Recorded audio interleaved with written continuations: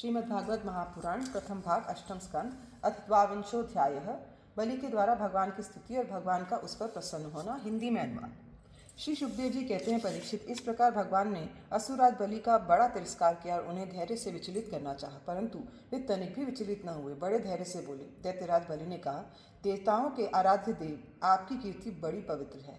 क्या आप मेरी बात को असत्य समझते हैं? ऐसा नहीं है, मैं उसे सत्य कर दिखाता हूँ। आप धोखे में नहीं पड़ेंगे। आप कृपा करके अपना तीसरा पग मेरे सिर पर रख दीजिए। मुझे नरक में जाने का अथवा राज्य से च्युत होने का भय नहीं है। मैं पाश में बांधने अथवा अपार दुख में पड़ने से भी नहीं डरता। मेरे पास फूटी कौड़ी भी न रहे अथवा आप मुझे घोर दंड दें, ये भी मेरे भय का कारण नहीं है। मैं डरता हूँ तो केवल अपनी अपकीर्ति से।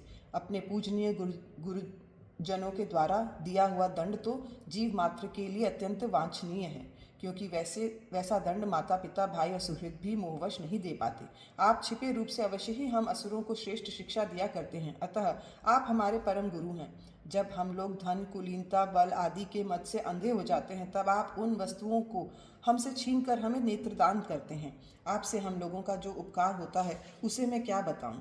अनन्य भाव से योग करने वाले योगी गण जो सिद्धि प्राप्त करते हैं, वही सिद्धि बहुत से असुरों को आपके साथ दृढ़ वैर भाव करने से ही प्राप्त हो गई है।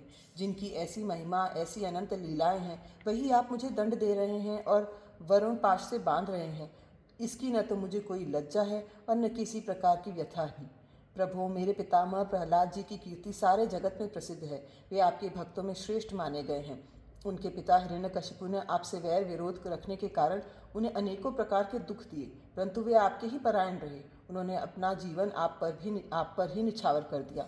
उन्होंने ये निश्चय कर लिया कि शरीर को लेकर क्या करना है, जब ये एक न एक दिन साथ छोड़ ही देता है। जो धन संपत्ति लेने के लिए स्वजन बने हुए हैं, उन डाकुओं से अपना स्वार्थ ही क्या है। पत्नी से भी क्या लाभ है, जब वह जन्म मृत्यु रूप संसार के चक्र में डालने वाली ही है। जब मर ही जाना है, तब घर से मोह करने में भी क्या स्वार्थ है। इन सब वस्तुओं में उलझ जाना तो केवल अपनी आयु को खो देना है। ऐसा निश्चय करके मेरे पितामह प्रहलाद जी ने, ये जानते हुए भी कि आप लौकिक दृष्टि से उनके भाई बंधुओं के नाश करने वाले शत्रु हैं, फिर आपके ही भय रहित एवं अविनाशी चरण कमलों की शरण ग्रहण की थी। क्यों न हो, वे संसार से परम विरक्त, अगाध बोध संपन्न, उदार हृदय एवं संत शिरोमणि जो हैं, आप उस दृष्टि से मेरे भी शत्रु हैं। फिर भी विधाता ने मुझे बलात् ऐश्वर्य लक्ष्मी से अलग करके आपके पास पहुंचा दिया। अच्छा ही हुआ, क्योंकि ऐश्वर्य लक्ष्मी के कारण जीव की बुद्धि जड़ हो जाती है और वह ये भी नहीं समझ पाता कि मेरा ये जीवन मृत्यु के पंजे में पड़ा हुआ है और अनित्य है। श्री सुखदेव जी कहते हैं, परीक्षित, राजा बलि इस प्रकार कह ही रहे थे कि उदय होते हुए चंद्रमा के समान भगवान के प्रेम पात्र प्रहलाद जी वहां आ पहुंचे।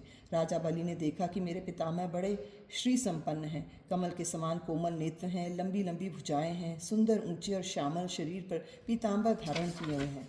बलि उस समय वरुण पाश में बंधे हुए थे, इसलिए प्रहलाद जी के आने पर जैसे पहले वे उनकी पूजा किया करते थे, उस प्रकार न कर सके। उनके नेत्र आंसुओं से चंचल हो उठे, लज्जा के मारे मुंह नीचा हो गया। उन्होंने केवल सिर झुकाकर उन्हें नमस्कार किया। प्रहलाद जी ने देखा कि भक्तवत्सल भगवान वहीं विराजमान है और सुनंद, नंद आदि पार्षद उनकी सेवा कर रहे हैं। प्रेम के उद्रेक से प्रहलाद जी का शरीर पुलकित हो गया, उनकी आंखों में आंसू छलक आए। वे आनंद पूर्ण हृदय से सिर झुकाए अपने स्वामी के पास गए और पृथ्वी पर सिर रखकर उन्होंने साष्टांग प्रणाम किया। प्रहलाद जी ने कहा, प्रभु, आपने ही बलि को ये ऐश्वर्यपूर्ण इंद्रपद दिया था। अब आज आपने ही उसे छीन लिया। आपका देना जैसा सुंदर है, वैसे ही सुंदर लेना भी। मैं समझता हूँ कि आपने इस पर बड़ी भारी कृपा की है, जो आत्मा को मोहित करने वाली राज्य लक्ष्मी से इसे अलग कर दिया। प्रभु, लक्ष्मी के मत से तो विद्वान पुरुष भी मोहित हो जाते हैं, उसके रहते भला अपने वास्तविक स्वरूप को ठीक ठीक कौन जान सकता है। अतः उस लक्ष्मी को छीनकर महान उपकार करने वाले समस्त जगत के महान ईश्वर, सबके हृदय में विराजमान और सबके पास परम साक्षी श्री नारायण देव को मैं नमस्कार करता हूँ। श्री सुखदेव जी कहते हैं, परीक्षित, प्रहलाद जी अंजलि बांधकर खड़े थे।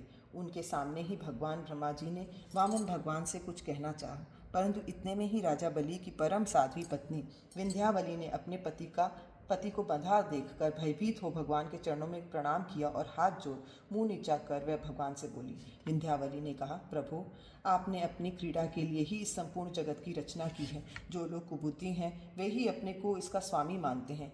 जब आप ही इसके कर्ता भरता और संहरता है, तब आपकी माया से मोहित होकर अपने को झूठ मूठ कर्ता मानने वाले निर्लज आपको समर्पण क्या करेंगे। ब्रह्मा जी ने कहा, समस्त प्राणियों के जीवन दाता, उनके स्वामी और जगत स्वरूप देवाधिदेव प्रभु, अब आप इसे छोड़ दीजिए। आपने इसका सर्वस्व ले लिया है, अतः अब ये दंड का पात्र नहीं है। इसने अपनी सारी भूमि और पुण्य कर्मों से उपार्जित स्वर्ग आदि लोक, अपना सर्वस्व तथा आत्मा तक आपको समर्पित कर दिया है।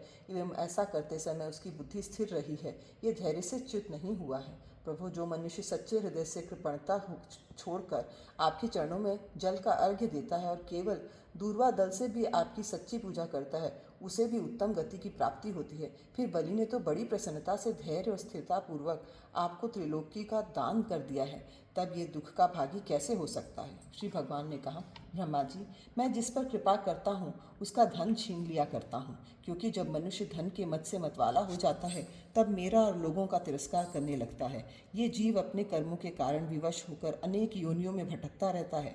जब कभी मेरी बड़ी कृपा से मनुष्य का शरीर प्राप्त करता है, मनुष्य योनि में जन्म लेकर यदि कुलीनता, कर्म, अवस्था, रूप, विद्या, ऐश्वर्य और धन आदि के कारण घमंड ना हो जाए तो समझना चाहिए कि मेरी बड़ी ही कृपा है।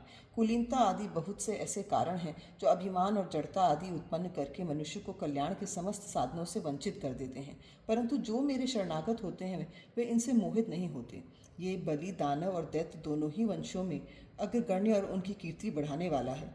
इसने इस माया पर विजय प्राप्त कर ली है, जिसे जीतना अत्यंत कठिन है। तुम देख ही रहे हो, इतना दुख भोगने पर भी ये मोहित नहीं हुआ।